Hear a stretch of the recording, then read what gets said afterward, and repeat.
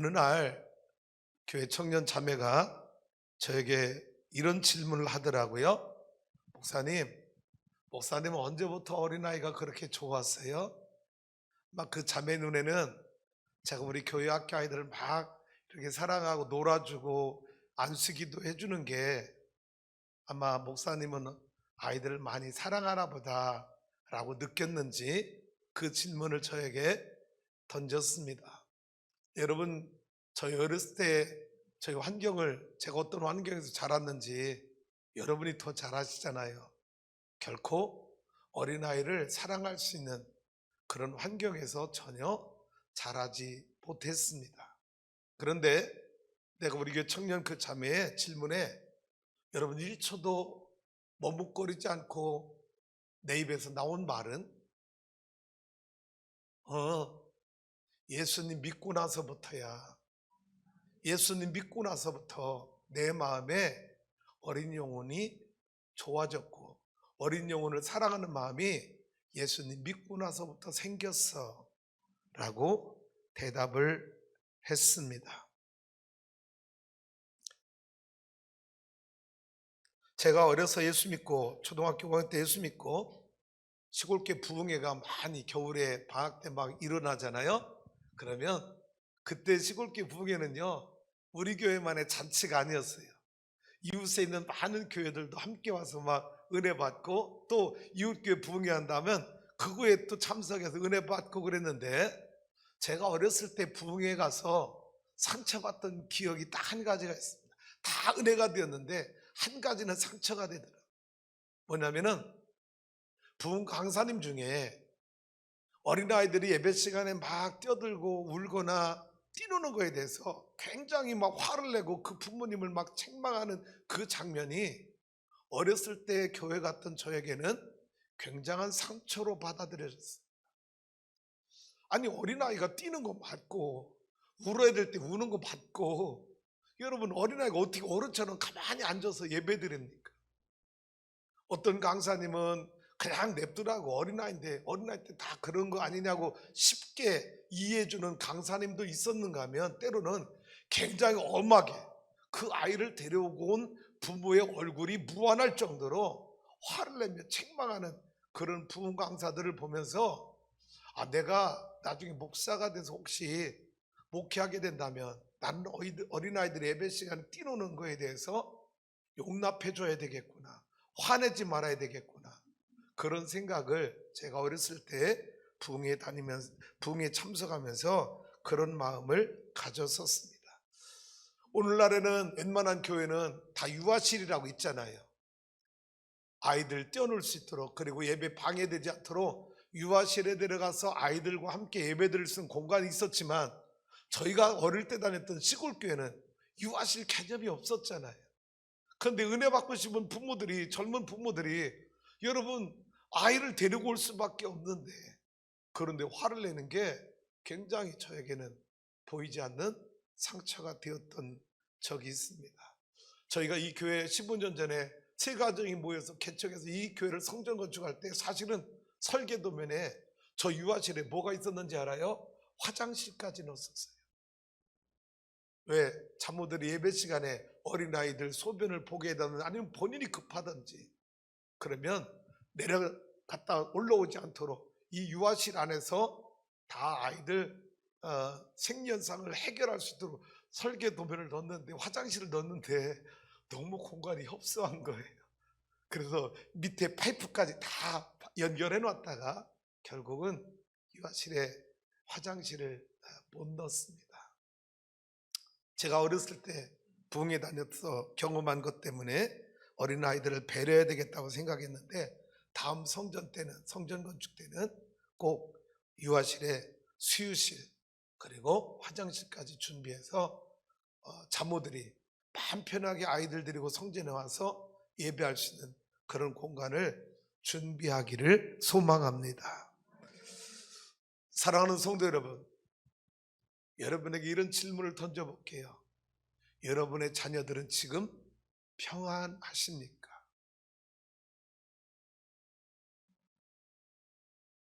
여러분의 자녀들은 지금 평안하십니까? 제가 여러분에게 묻는 이 평안이라고 하는 질문이, 목사님, 예, 우리 자녀 걱정하지 마세요. 지금 대학 졸업해서 직장 생활 잘하고 있고요. 결혼 준비 잘하고 있고요. 결혼해서 잘 살고 있고요. 부모님께 효도 잘하고 있고요. 우리 자녀들 평안합니다. 제가 물어본 이 평안이 그런 의미로서의 평안일까요?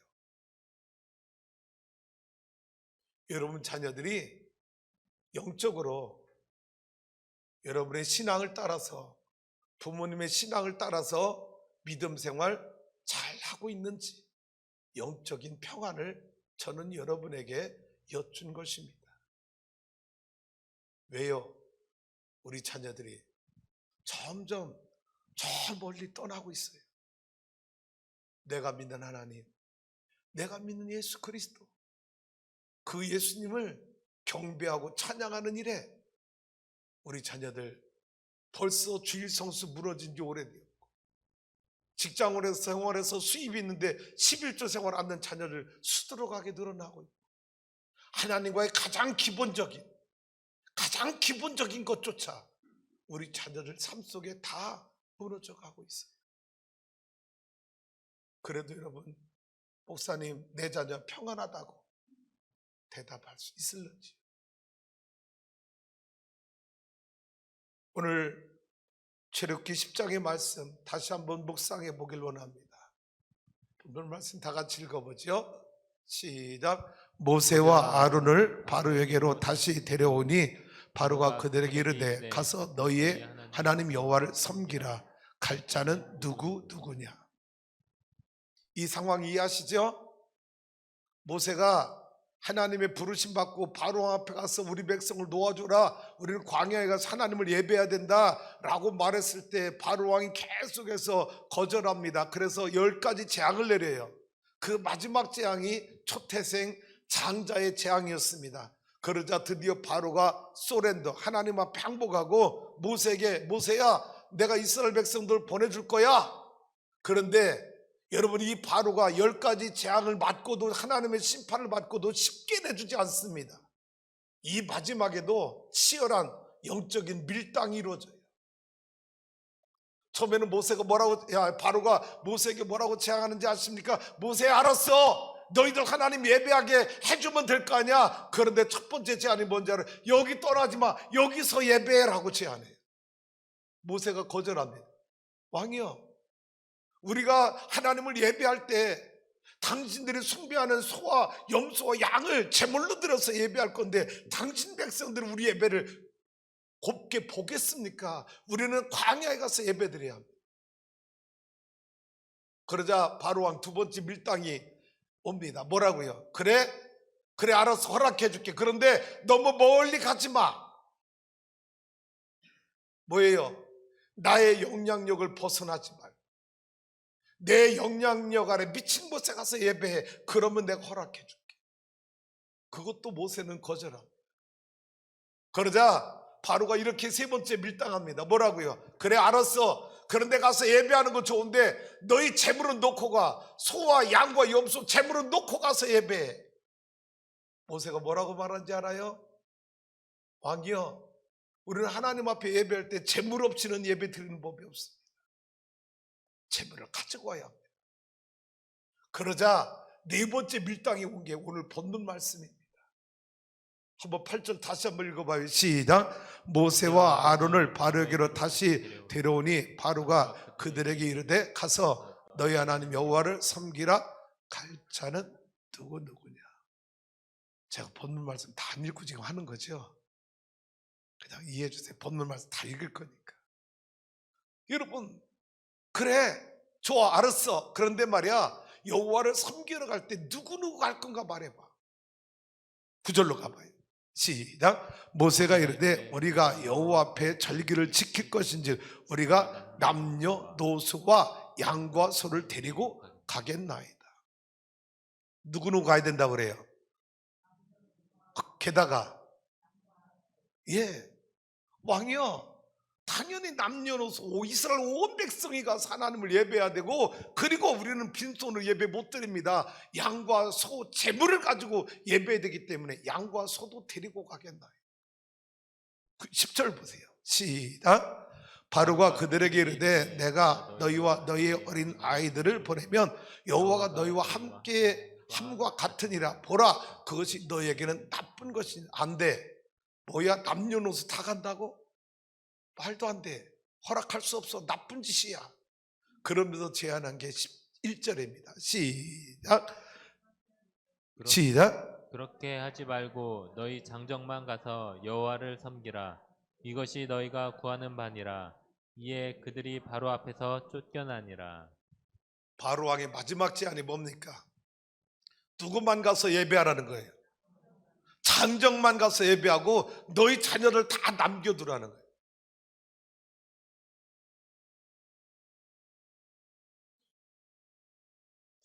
여러분, 사단의 전략입니다. 뭐예요? 너희 자녀들을 놓고 가. 더 나가서 예배 잘 드리면 되지. 네 자녀들이 뭘 안다고 유아세례 주고 말이야. 너네 자녀들이 뭘 하나님에 대해서 안다고.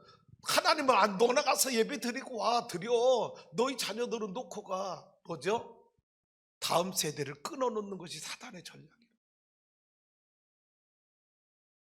내 신앙이, 어머니의 신앙이 나의 신앙이 되고, 나의 신앙이 내 자녀의 신앙이 되도록 영적인 대물림, 수직적 선교를 이루어야 되는데, 사단은 이 수직적 선교를 다음 세대를 끊어놓음으로 여러분 신앙이 대물림 되지 못하도록 방해하는 것이 사단의 주특기고 전략이라는 것입니다.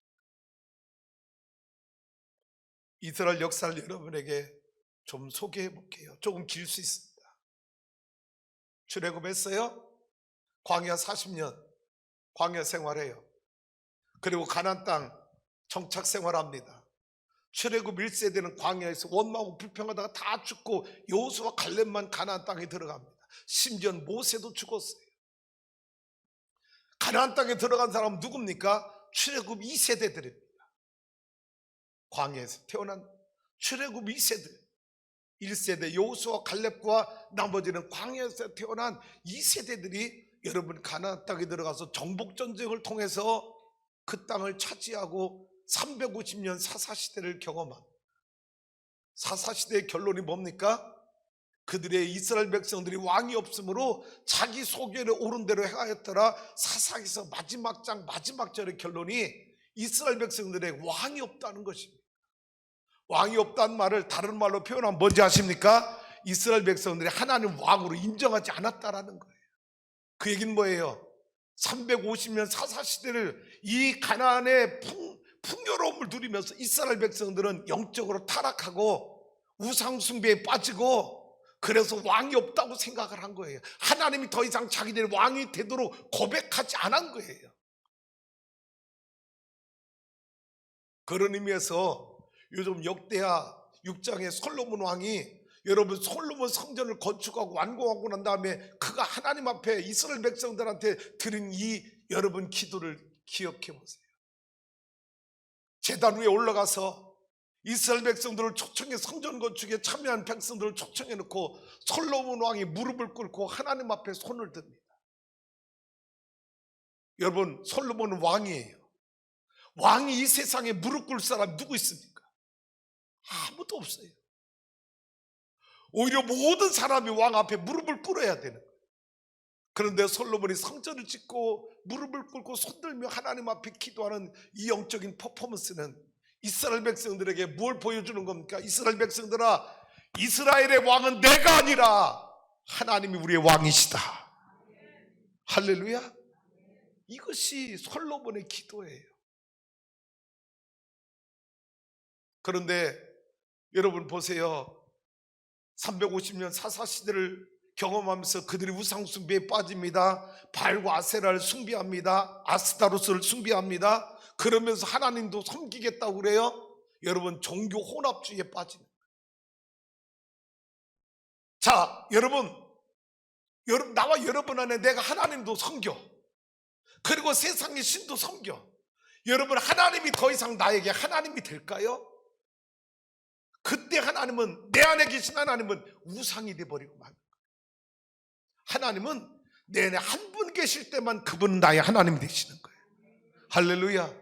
종교 혼합주의에 빠져 있을 때 그때 하나님은 여러분 바알과 아스다롯과 아세라와 똑같은 하나의 우상의 존재인 것이지 하나님이 하나님 되지 못한다고 하는 거지.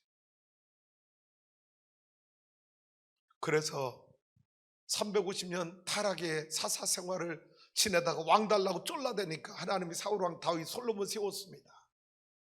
결국 그 죄를 끊어내지 못하고 분열 왕국을 이뤄서 북이스라엘은 주전 721년에 아수르 제국에서 멸망당하고 남유다는 조금 늦었지만 586년에 바벨론 제국에 의해서 완전히 나라가 멸망당하고 끝이 납니다. 물론 하나님의 약속 말씀대로 70년 동안 바벨론 포로 생활하고 다시 돌아와서 성전도 스룹바벨 성전을 재건해서 다시 살아가지만 여러분, 멸망당하기 이전에 이스라엘 국가는 회복하지 못합니다. 그리고 여러분, 돌아올 때 다 못 돌아와요. 1차 포로기할 때 5만 명 돌아옵니다. 2차 3차 돌아오지만 그보다 숫자 적은 숫자들이 돌아와요. 대부분은요 바벨론 아수르 제국에 포로 지역에 흩어져서 그냥 정착 생활하고 맙니다. 그러다가 누가 오셔요? 예수 그리스도가 이 땅에, 하나님이 보내신 예수 그리스도가 이 땅에 오시는 거예요. 그래서 역사가 바뀝니다. 어떻게 해요? BC, 주전, Before Christ, 예수 그리스도가 오기 전에 역사를 BC, Before Christ, 예수 이전의 역사. 예수님이 오시고 난 뒤에 AD, 서기, 아노 도미니, 여러분 예수 그리스도가 이 땅에 오면서 인류 역사는 BC와 AD로 나눠지게 돼요.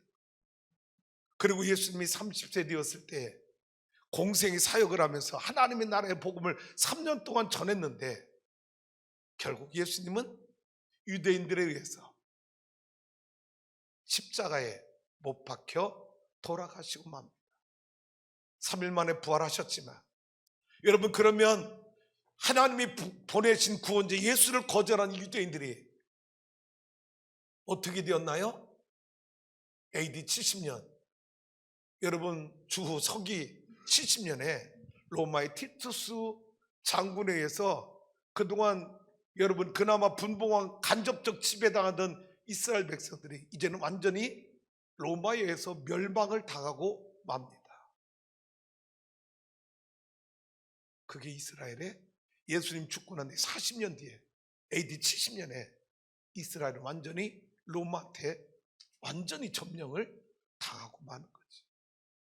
그리고 나라 없는 서러움의 삶을 유대인들은 2000년 가까이 이어옵니다. 유럽 전역에 흩어졌던 유대인들, 여러분 유럽의 역사를 보면 항상 유대인은요 핍박과 여러분 학살과 여러분 멸망의 대상이 되고 맙니다. 이베리아 반도, 스페인 이베리아 반도 8세기에 여러분 유대인들은 또 학살을 당해서 또 이주하게 되고, 유럽의 모든 역사 속에 유대인은 항상 학살과 핍박의 대상이에요. 왜? 너무 똑똑해요. 너무 경제를 잘 알아서 여러분 재물을 유대인들이 다 얻어가니까 결국 유대인들을 멸망시켜야만 권력자들이 살 수 있었기 때문에 유대인들은 항상 핍박과 멸망의 대상이 됩니다. 그러다가 18세기 이르러서 유럽 전역에 유대인 증오 이 사상, 이 문화가 유럽 전역에 쫙 퍼져버리게 됩니다. 그러자 이때 유대인들이 이때서 뭐가 강력하게 생기기 시작했냐면 시오니즘 사상이에요. 이게 뭔지 알아요? 유대인들이 자기 고향이 본국인 팔레스타인 지역에 들어가서 나라를 세워야 된다고 하는 민족주의, 그 사상이 바로 시오니즘, 그 운동을 펼치는 자들을 시오니스트, 독립운동가들이죠. 이 시오니즘 사상이 18세기에 전 유럽이 유대인 증오 문화를 확산시킵니다. 왜? 이유는 뭐예요? 유대인의 정신, 유대인의 사고가 우리 유럽의 문화와 사상을 더럽히고 있다, 오염시키고 있다. 저 유대인들을 진멸시켜야 된다. 라고 하는 유대 증오주의가 18세기에 영국, 여러분 프랑스, 독일 할 것 없이 완전히 유럽 사이에 퍼져버립니다. 그래서 이 위기 때문에 생겨난 것이 첫 번째, 여러분 시오니즘이라고 하는, 우리 팔레스타인에 우리나라를 재건해야 된다고 하는 민족주의 사상이 이때 강력하게 등장하게 되는 거예요. 그런데 놀라운 일은 역사라는 건 항상 여러분 또 다른 여러분 반대파가 항상 생기는 거죠. 어떤 파가 생겼을까요?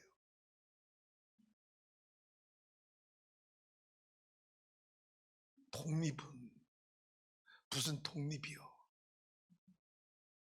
아니 우리가 지금 그 팔레스타인 그 가난한 지역에 따라가서 어떻게 나라를 건설한단 말이야. 거기는 이미 팔레스타인 사람들이 살고 있는데 그걸 어떻게 다시 뺏어, 어떻게 다시 찾아. 우리가 살 길은 하나야, 뭐냐?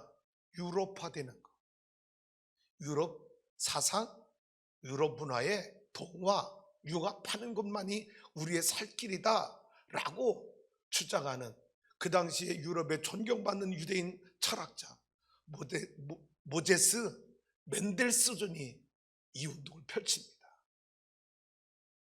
그 운동을 뭐라고 말하느냐? 하스칼라 운동이라고 말해요. 하스칼라 운동. 뭐예요? 야, 우리 팔레스타인 돌아갈 수 없어. 그곳에 가서 어떻게 그 사람들 다 물리치고 우리 영토를 찾아서 이스라엘 국가를 세운단 말이야. 우리는 이곳에서 살아야 돼. 그럼 이곳 살려면 어떻게 돼? 유대인과 동화돼야 돼. 유대인과 하나 돼야 돼. 저들의 문화를 우리가 따라가야 돼 라고 하는 모제스의 이 하스칼라 운동이 많은 유대 지도자들을, 여러분 리더들을 이 하스칼라 운동에 여러분 무릎을 꿇게 만드는, 하나는 시오니즘, 하나는 하스칼라.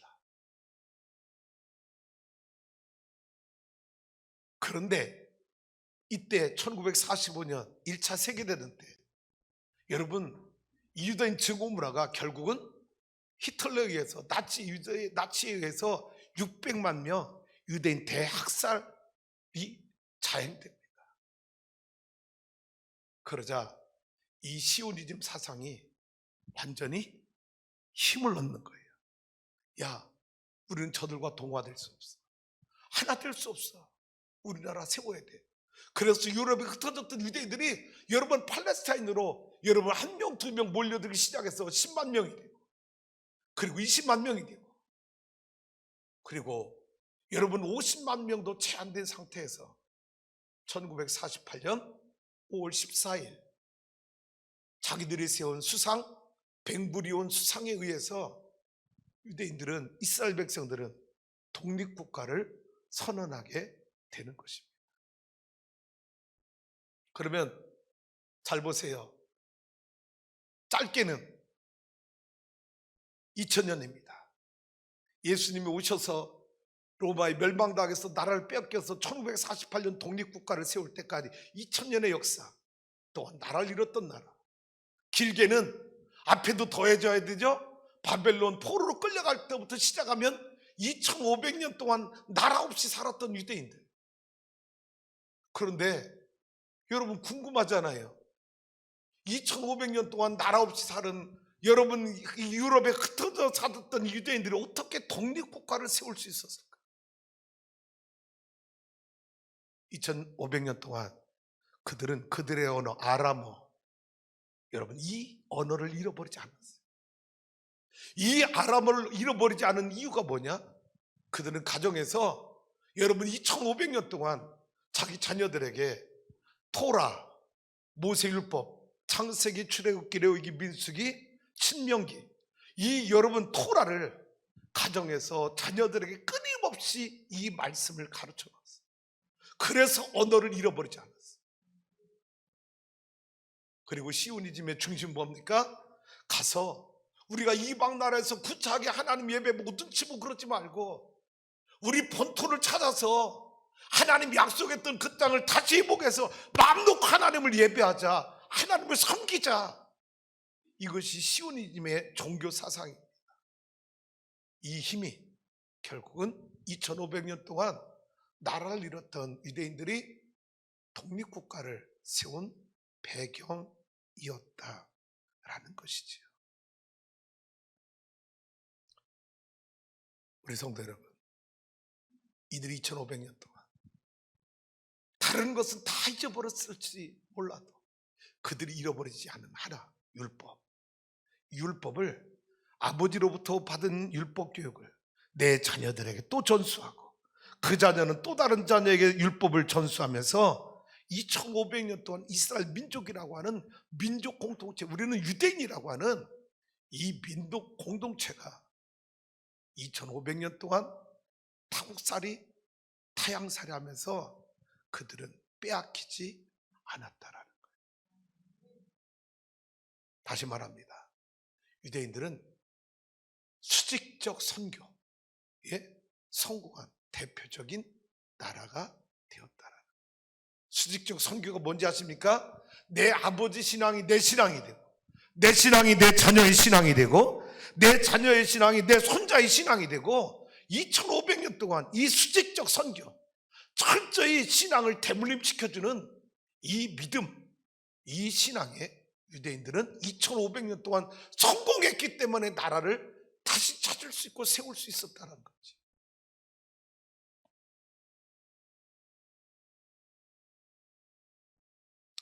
여러분 자녀 안녕하십니까? 그런데 우리 자녀들 보면 너무 저 멀리 떠나고 있어. 어느 순간부터 자녀들이 주일 예배도 별거 아닌 일에도 주일 예배를 무너뜨려.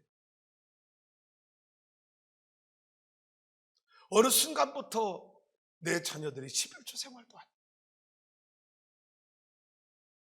신앙생활의 가장 기초적인 것, 가장 기본적인 것들이 우리 자녀들에게서 어느 순간 나도 모르게 슬슬 다 무너져. 거리에 우리 부모들은 어떤 선한 역할을 전혀 하지 않고 뭐라고 말합니까? 다 큰 자식. 어떻게 꺾어요? 어떻게 다 큰 자식을 내가 가르칠 수 있어요? 두 손 두 발 다 내놓고 우리 자녀들이 영적으로 무너져가는 것에 대해서 부모들이 어떤 영적인 여러분 스승의 역할을 전혀 하지 못하고 있는 현실이 오늘 우리의 현실이 아니냐라는 거지. 저도 두 아들이 신학을 해서 목회를 간다고 하지만 여전히 아버지 마음속에는 이 두 아들을 바라볼 때 불안한 거예요. 왜? 30년 전에 40년 전에 내가 신학을 하고 목사가 되겠다고 꿈을 꿨던 그 시대의 영적인 환경과 40년 뒤에 목회하겠다고 신학의 길을 가는 내 아들의 그 영적인 상황과 너무나 다른 환경과 상황이 지금 펼쳐지고 있다는 거예요. 과연 내 두 아들이 신학을 해서 끝까지 그 길을 갈 수 있을까? 제 안에도 두 아들에 대한 염려와 근심이 얼마나 많은지 알 수 없어요.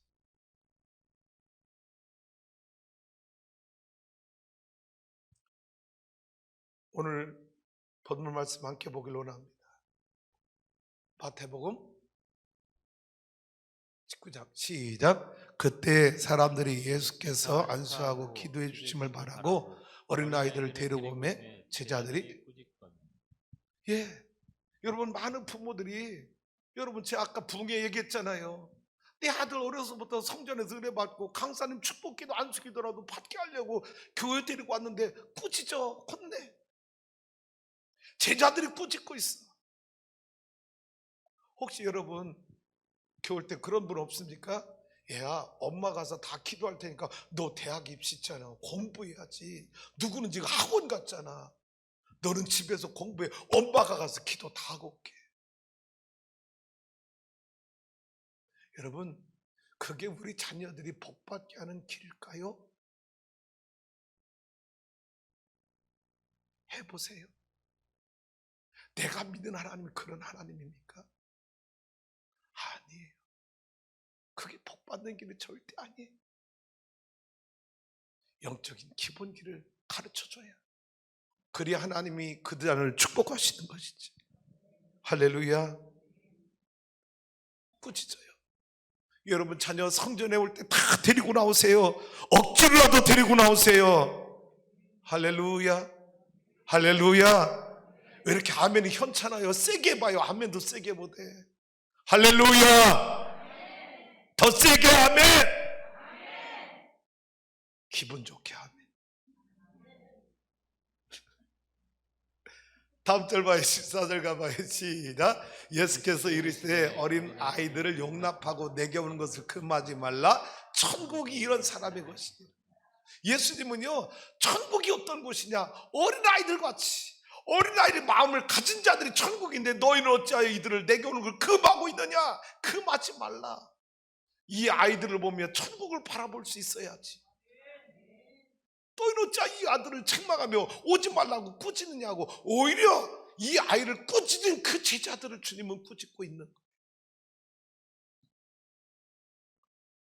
그리고 15절 시작. 그들에게 안수하시고 거기를 떠나시니라. 그들에게 뭐 했어요? 안수해 주시고 떠났어요. 우리 교회 태연이라는 아이가 있어요. 김은숙 권사님 아들인데, 김은숙 권사님이 그 태연이가 벌써 초등학교 4학년 됐대요. 근데 그 아이 태에 있을 때 여러분 제자훈련 첫 학기를 만삭 때 받았어요. 그리고 여름방학 2달 때 그 아이를 출산했어요. 그리고 2학기 개강할 때 그 아이 옆에 방석에다 앉혀놓고 그리고 제자훈련 받았어요. 이 아이는요, 세상에 부흥회 때 감사한금이 이 아이가 드리는 감사한금이에요. 누가 어디 있어? 어디 있나? 내가 항상 가지고 다녔거든요. 뭐라고 감사 제목을 썼냐면, 기도 제목을 썼냐면, 고병호 목사님 오래오래 살게 해주세요. 여러분, 이 어린아이가 부흥회 때 감사한금 제목이 고병호 목사님 오래오래 살게 해주세요. 지난 화요일날 이제 이사하셔서, 권사님 내가 저 이사하셔서 거기서 입주 감사예배 속도원하고 같이 예배를 드렸는데, 마지막 이제 끝나고 나오는데 태연아 그랬더니 달려와서 저를 꼭 안는데 내 허리가 부러지도록 안아줘. 느낌 아니까. 이 아이는요, 목사님 밥 그렇게 좋아하고요, 언젠가 여기 막 아래 주차장 자전거 타고 막 하게 했을 때 이 아이가 자전거 타더니 저기 멀리 있는데요, 목사님 목사님 나를 불러요. 그래서 가보니까 뭐라고 하는지, 목사님 얘들 다 내 친구들이에요. 내가 다 전도할 친구들이에요. 그렇게. 이 태연이는요, 어려서부터 못할 적부터 어머니가 제자훈련 받고 옆에서 제자훈련 받는 거 어려서부터 듣고 그렇게 자란 아이라, 지금도 일베비 끝나고 안수 기도해 준다고 1층에 들어가면요, 이놈은요 머리 가서 지가 TV로 빨리 하시라고. 여러분 얼마나. 근데요, 우리 아이들 안수기도 안 받았던 애들 있잖아요. 그 아이들은요 도망가요. 막 싫어 좁혀집니다. 아 목사님 뭐 왜 이상한 거 하냐고, 이상한 짓 하냐고 막 이래요. 근데 그 아이들 1년 정도 안수기도 해주면요 어떻게 되는지 알아요? 지네가 먼저 와서 딜이 박어요. 여러분, 저는 아이들 안수기도 할 때 이런 마음이 있어요. 속으로, 하나님 이 아이들 영혼 속에 영적인 고속도로가, 축복의 고속도로가 쫙 뚫리게 하여 주옵소서. 그런 마음으로 아이들을 위해서 안수기도 하고.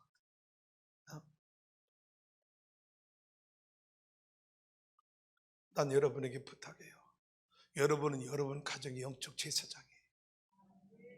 여러분 자녀들 위해서 아침마다 안수기도 해주세요. 머리에 손을 얹고 예수 이름으로 축복해 주세요. 여러분이 여러분과 영적 제사장이야. 너희는 왕같은 제사장이요 그의 거룩한 나라 소유된 백성이다. 하나님 나와 여러분에게 제사장의 역할을 감당하라고 사명 주셨잖아요. 할렐루야. 그래서 여러분 자녀들 머릿속에 엄마의 기도, 엄마의 축복, 엄마가 예언한 하나님의 말씀이 그 영혼 속에서 떠나지 않도록 가정에서 여러분이 자녀들을 끊임없이 안수 기도해 주세요. 우리 최봉인 권사님 오늘 그냥 가지 마시고요, 집에 가서 선기야 무릎 꿇어라. 아드님 위해서 어머니가 마음껏 축복 기도해주고 가세요. 할렐루야. 목사님만 하는 게 아니야. 여러분이 가정에서는 여러분이 제사장 역할을 해줘야 돼. 여러분 잘 봐요. 창세기를 통해서는 여러분 자녀에게 뭘 가르칠 수 있어요? 창조주 하나님을 가르쳐야지. 사랑하는 아들아, 하나님 너를 지으셨느니라. 더구나 하나님 너를 창조하셨느니라. 창조주 하나님을 만나도록 가르쳐야 돼. 출애굽기를 통해서 뭘 가르쳐야 돼요? 선악과 따먹은 타락하는 우리 인간을 하나님 애굽에서 구원하셨느니라. 구원의 하나님, 구속의 하나님을 가르쳐야 되잖아요. 레위기에서는 뭘 가르칠 수 있어요? 그렇게 창조하신 하나님, 타락한 인간을 구원하신 그 하나님께 레위기는 뭘 가르치게 하는 거예요? 그 하나님을 예배하라, 제사하라. 하나님을 예배하는 방법을 가르쳐줘야 되죠. 민수기 신명기를 통해서 뭘 가르쳐 줄 수 있어요? 하나님의 언약의 말씀을 가르쳐줘서 그 언약의 말씀을 지키는 자에게는 하나님이 1000배까지 복 주시느니라. 여러분, 언약의 말씀을 가르치고 1000배의 복을 받도록 자녀들에게 신앙교육을 시켜줘야 우리 자녀들이 하나님의 거룩한 자녀로 주님 오시는 그날까지 쓰임받게 우리가 집안에서 영적 교사의 사명을 여러분이 감당해 주셔야 여러분 내 신앙이 내 자녀에게 대물림 될 거 아니에요. 근데 우리는 내 자녀들 집안에서 신앙교육을 전혀 하지 않았어. 학원가, 빨리 학교가, 맨날 여러분 이런 것만 시켰지. 내가 집에서 내 자녀의 영적 교사로 여러분 함께 뭐 있어요? 그러니까 아이들이 주일 예배 오늘도 안 드리고 다 딴 곳에 가서 딴짓들 하고 있잖아. 월급 생활, 여러분 직장 생활 월급 받는데 11조를 여러분 하나님의 것을 다 도적질해 먹는 자녀들 만들었잖아. 내가 하나님 앞에 얼굴 내세울 게 뭐가 있어? 여러분 11조, 우리 아이들이 11조 그거 모아서 여러분 떼부자가 돼요? 하나님이 다 다른 거로 다 거둬갈 텐데 11조 안 드리고 도둑놈이라고 했는데 그 남겠냐고. 하나님 남겨두시겠냐고요. 하나님이 처참하게 걷어가게 하실 텐데 왜 그걸 모르고 11조들은 하나님 뭐라고 말했어요? 얘들아, 너희 11조를 내 창고에 들여 하늘나라에 내 양식 있게 하라. 내가 너희를 누르고 흔들고 넘치도록 안겨주리라. 황충을 금하게 하리라. 키 한 자리에 열매 떨어지지 않게 하리라. 약속의 말씀 주셨잖아요. 그럼 내 자식 그 약속의 말씀을 확실하게 만들어줬어야지. 내 아들들이 내 자식들이 11조 안 넣고 부모들이 다 방관하고 얘 저축에 너 결혼해야 돼, 뭐 사야 돼. 그게 큰 떼돈이 될까요? 하나님, 우리가 믿는 하나님 그런 하나님일까요? 우리는 하나님의 자녀들에게 너무 잘못 가르치고 있어요. 그러면서 내 자식 복 달라고 기도를 엄청나게 해대고 있어요. 가장 기본적인 신앙도 무너졌는데 잘못된 거예요. 하나님 복 안 주셔요. 단언컨대 안 주셔요. 지금 복 주시는 것 같지만 그 복은 영원하지 않아요. 오래가지 않을 거예요. 하나님 언젠가 결산하자고 할 거예요. 너 다 내놔, 토해놔. 그날이 멀지 않았어요.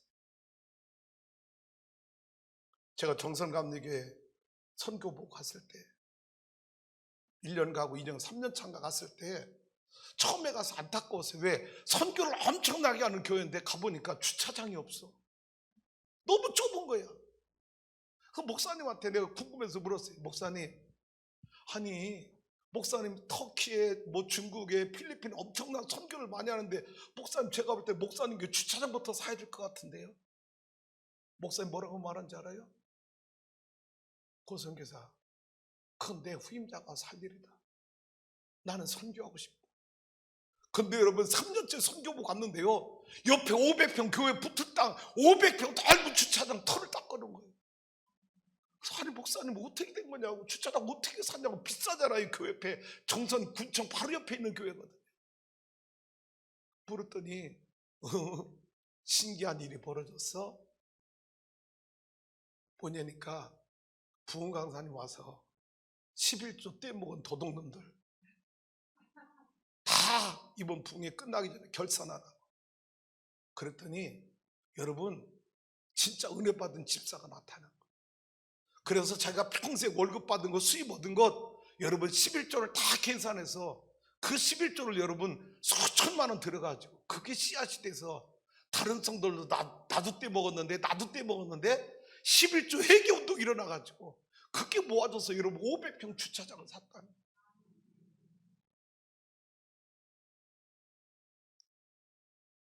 여러분, 우리 자녀들에게 기본적인 신앙교육 안 시켜놓으면 우리 자녀들이 어떻게 하나님의 복을 받습니까?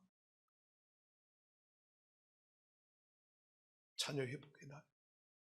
우리 성도 여러분, 오늘 이 말씀만 여러분 읽어보고 마칠게요. 누가복음 23장 28절 말씀입니다. 한번 다 같이 읽어봐요. 누가복음 시작. 예수께서 돌이켜 그들을 향하여 이르시되 예루살렘의 딸들아 나를 위하여 울지 말고 너희와 너희 자녀를 위하여 울라.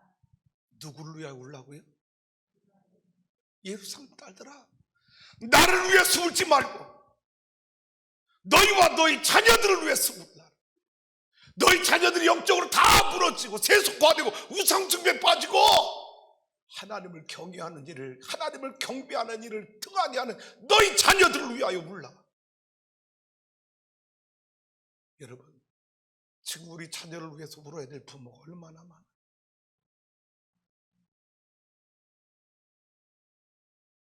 목사님, 걱정 마세요. 내 아들 잘 크고 있어요.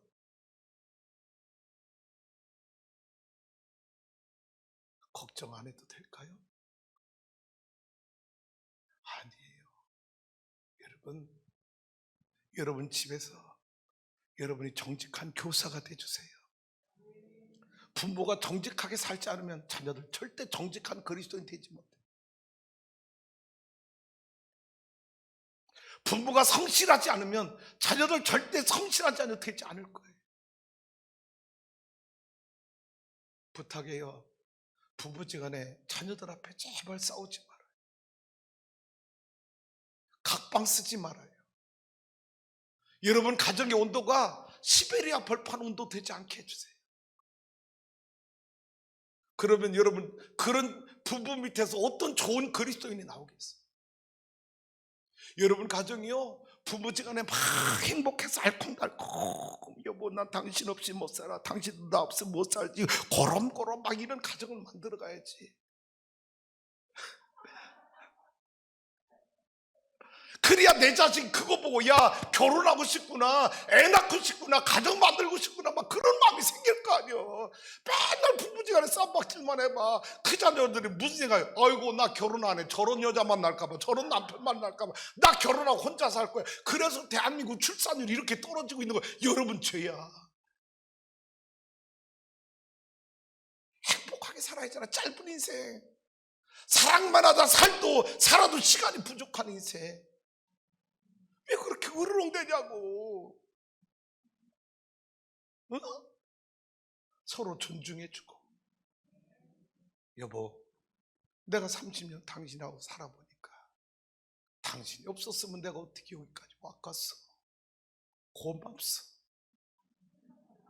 사랑하오. 할렐루야. 여러분 그 노래가 요즘 복음성가처럼 들려. 김호중이 불렀던 고맙소. 그 노래가 왜 저 복음성가처럼 은혜롭게 들리는지 말이야.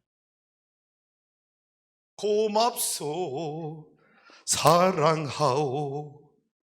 여러분 집에 가서 오늘 꼭 남편 손 붙잡고 아내 손 붙잡고 이 노래 불러봐. 복음성가야. 복음성가. 예루살렘 딸들아 나를 위하지 말고 너희 자녀들을 위해서 울어라. 너희 자녀들이 영적으로 타락하고 너희 자녀들이 우상숭배하고 너희 자녀들이 세상에 빠져버리고 죄악에 빠져버린 너희 자녀들을 위해 울라. 주님이 말씀하신 거예요. 우리 성도 여러분, 우리 자녀들이 온전한 그리스도인이 되는 그날까지 자녀들과 영적 소통을 잘 이루고 여러분이 집안에서 정직한 그리스도인으로 살아가고 말씀을 가르쳐서 창세기를 통해서는 창조주 하나님 만나게 하시고 출애굽기를 통해서는 구원의 하나님을 만나게 하시고 레위기를 통해서는 예배의 하나님을 만나게 하시고 민수기 신명기 통해서는 약속의 하나님, 언약의 하나님, 축복의 하나님을 만나게 해서 여러분 민수기 1장 14절 내가 너희 자손을 1000배까지 축복하시리라. 하나님의 약속이 1000배까지 우리 자녀들의 그 복이 임하도록 가르칠 수 있는 영적 교사의 사명을 다해 주시는 우리 주수하는 게 성도가 될 수 있기를 주님의 이름으로 축복합니다. 축복합니다.